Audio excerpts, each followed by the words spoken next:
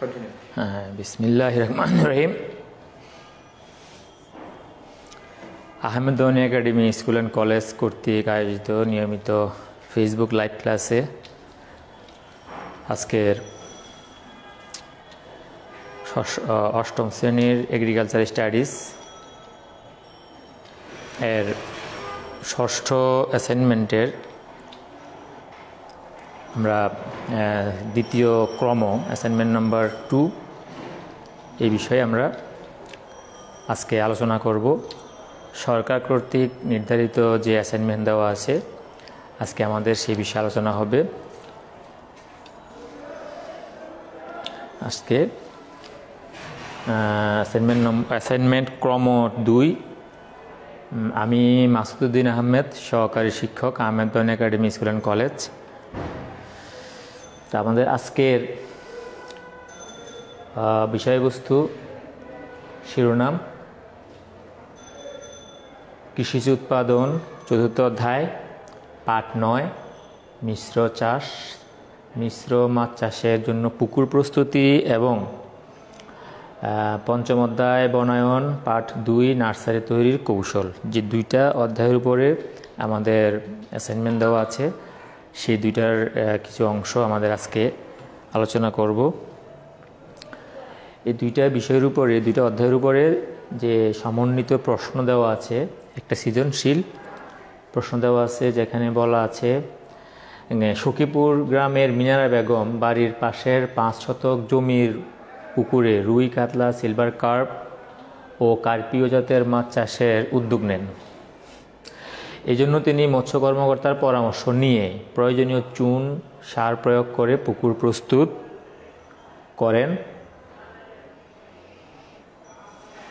এখন ক, মিনারা বেগম পুকুরে কি পরিমাণ ইউরিয়া সার প্রয়োগ করেছিলেন তা নির্ণয় করতে হবে। এবং খ, মিনারা বেগমের উদ্যোগটির মূল্যায়ন করো। এই সৃজনশীলটার উপরে দুইটা প্রশ্ন থাকবে এখানে। এবং আরেকটি ইন্ডিভিজুয়াল প্রশ্ন, পলি ব্যাগে চারা তৈরি সুবিধাজনক কেন, ব্যাখ্যা করো। আমরা এখন উত্তরটা জানবো। 1 নং প্রশ্নের উত্তর, মিনারা বেগম পুকুরে কি পরিমাণ ইউরিয়া প্রয়োগ করেছিল তা নির্ণয় করা হলো। যেহেতু পুকুরে মাছ ছাড়ার পূর্বে পুকুর প্রস্তুত করতে ইউরিয়া সার প্রয়োজন হয় শতক প্রতি 100 থেকে 150 গ্রাম। প্রতি শতকের জন্য ইউরিয়া সার প্রয়োগ করতে হয় 100 থেকে 150 গ্রাম। তাহলে সুতরাং 1 শতক জমিতে ইউরিয়া সার প্রয়োজন 100 থেকে 150 গ্রাম। তাহলে ওখানে উল্লেখ করা ছিল 5 শতক জমিতে। তাহলে 5 শতক জমিতে ইউরিয়া সার প্রয়োজন হবে 100 থেকে 150 গুণ 5, অর্থাৎ 500 থেকে 750 গ্রাম ইউরিয়া। তাহলে আমরা বলতে পারি যে যেহেতু মিনারা বেগমের পুকুরে জমির পরিমাণ 5 শতক, সেহেতু তিনি তার পুকুরে 500 থেকে 750 গ্রাম ইউরিয়া সার প্রয়োগ করবেন। সৃজনশীল 1-এর উত্তর যথেষ্ট। এখন বাকি যে খ নং প্রশ্ন উত্তর, 1 নং প্রশ্ন উত্তর খ, সেখানে বলা হয়েছে যে মিনারা বেগমের উদ্যোগটির মূল্যায়ন করতে বলছে। তাহলে সখীপুর গ্রামের মিনারা বেগম বাড়ির পাশের 5 শতক জমির পুকুরে রুই, কাতল, সিলভার কার্প ও কার্পিও জাতের মাছ চাষের উদ্যোগ নেন। উদ্দীপকের মিনারা বেগম যে পদ্ধতিতে মাছ চাষ করছেন তা হলো মিশ্র চাষ পদ্ধতি। মিনারা বেগমের গৃহীত উদ্যোগটি খুবই প্রশংসনীয় ও গুরুত্বপূর্ণ একটি উদ্যোগ। মিনারা বেগম যে মাছগুলো চাষ করার জন্য বেছে নিয়েছেন সেগুলো পুকুরের বিভিন্ন স্তরের খাবার খেয়ে বেঁচে থাকতে পারে। এই মাছ চাষ করার জন্য প্রথমেই তিনি পুকুর প্রস্তুত করেন এবং পুকুর প্রস্তুত করার জন্য তিনি মৎস্য কর্মকর্তার পরামর্শ নেন। কারণ একটা পুকুরে মাছ চাষ করার সময় আমাদেরকে খেয়াল রাখতে হবে যে পুকুরের বিভিন্ন স্তরের এক শ্রেণীর মাছ এক স্তরের খাবার খায়। অর্থাৎ পুকুরের উপরের স্তরের খাবার খায় কিছু মাছ আছে মধ্যস্তরের খাবার খায়, এবং কিছু মাছ আছে যেগুলি নিচের স্তরে খাবার খায়, সেই হিসাবে ভিত্তি করে সেই উদ্যোগটাকে উনি যে কাজটা করেছেন, বিশেষ করে মৎস্য কর্মকর্তার পরামর্শ নিয়ে উনি যে মাছগুলি এখানে সিলেকশন নিয়ে এসেছেন, এগুলি ওনার পুকুরের জন্য 3 স্তরের খাবারই কিন্তু সঠিকভাবে ব্যবহৃত হবে। তাহলে উনি পরামর্শ পুকুর প্রস্তুত করার জন্য কিভাবে করতে হবে এবং কি কি মাছ ছাড়তে হবে, নিঃসন্দেহে উনি উদ্যোগটি ভালো নিয়েছেন। এইভাবে আমরা বলতে পারি যে যার ফলে তিনি আরও ভালোভাবে ও সফলভাবে মাছ চাষ করতে সক্ষম হবেন। হ্যাঁ, কারণ উদ্যোগটি অবশ্যই খুব ভালো প্রশংসনীয় উদ্যোগ, আগেই বলা হয়েছে। তো এই কারণে উনি ভালোভাবে সফলভাবে ও ভালোভাবে মাছ চাষ করতে সক্ষম হবেন।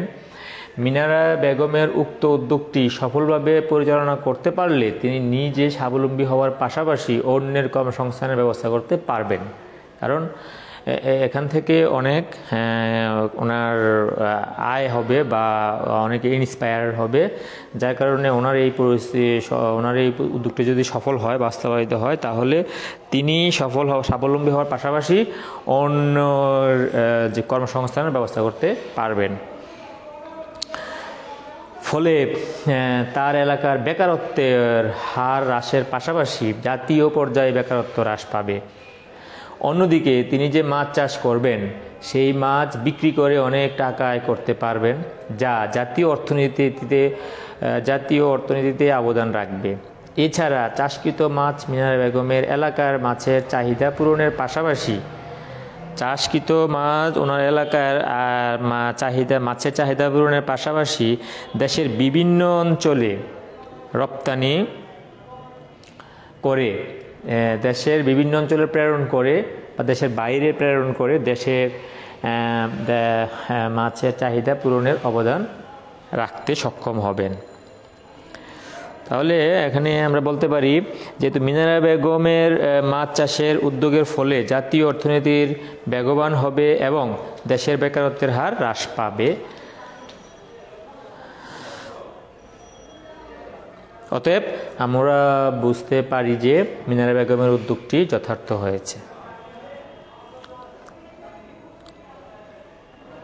2 নং প্রশ্ন উত্তরে যে পলিব্যাগে চারা উৎপাদন সুবিধাজনক, হ্যাঁ, কেন বা এর উত্তরটা কী হবে? 2 নং প্রশ্ন উত্তর দেখো, যে নার্সারিতে পলিব্যাগে চারা উৎপাদন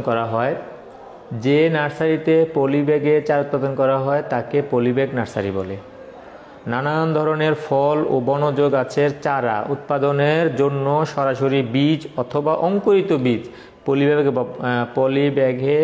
পলিব্যাগে বপন করা যায়।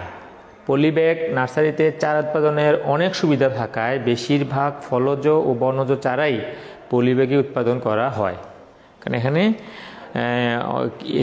কি সেই পলিব্যাগ নার্সারিতে চারা উৎপাদন করার সুবিধাগুলো, মূলত উত্তরটা হবে এখানেই যে পলিব্যাগ নার্সারিতে চারা উৎপাদনের করার সুবিধাগুলো আমরা এখানে লিখতে পারি বিভিন্ন স্টার দিয়ে বা পয়েন্ট আকারে। মজবুত ও দীর্ঘস্থায়ী হয়, চারাটা পলিব্যাগ উৎপাদন করলে মজবুত ও দীর্ঘস্থায়ী হয়। যে কোনো মাপের এবং ঘনত্বের তৈরি করা যায় চারা। হালকা ও খুব সহজে পরিবহন করা যায়। পলিব্যাগের চারা রোপণ করা সহজ ও মৃত্যুহার অনেক কম, এবং পলিব্যাগে উৎপাদিত চারা পরিচর্যা করা সহজ। পলিব্যাগের চারা পরিবহন করা সহজ এবং পরিবহন করার সময় পরিবহনে চারার কোনো রূপ ক্ষতি হয় না। হ্যাঁ, তাহলে এই 3টা প্রশ্ন ছিল উদ্দীপকের আলোকে 2টা প্রশ্ন এবং সর্বশেষ একটা প্রশ্ন যেটা বনায়ন থেকে আসা, এবং প্রথম 2টা প্রশ্ন আসছে আমাদের এই পঞ্চচতুর্থ থেকে কৃষিজ উৎপাদন থেকে। আশা করি আমরা যদি এটাকে এভাবে উত্তর করতে পারি আমরা যথার্থ নাম্বার পাবো, সঠিক উত্তর পাবো, সঠিক নাম্বার পাবো, সর্বোচ্চ নাম্বার পাবো। তো পরবর্তী ক্লাসের জন্য তোমাদের সবাইকে আগাম অভিনন্দন দাওয়াত জানিয়ে শেষ করলাম আজকের জন্য। আসসালামু আলাইকুম।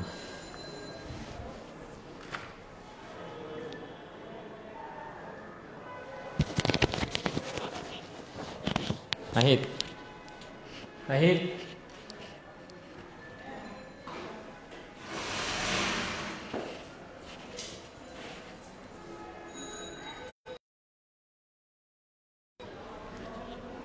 দুজন সামনে যান শেষ তো নেট সোলো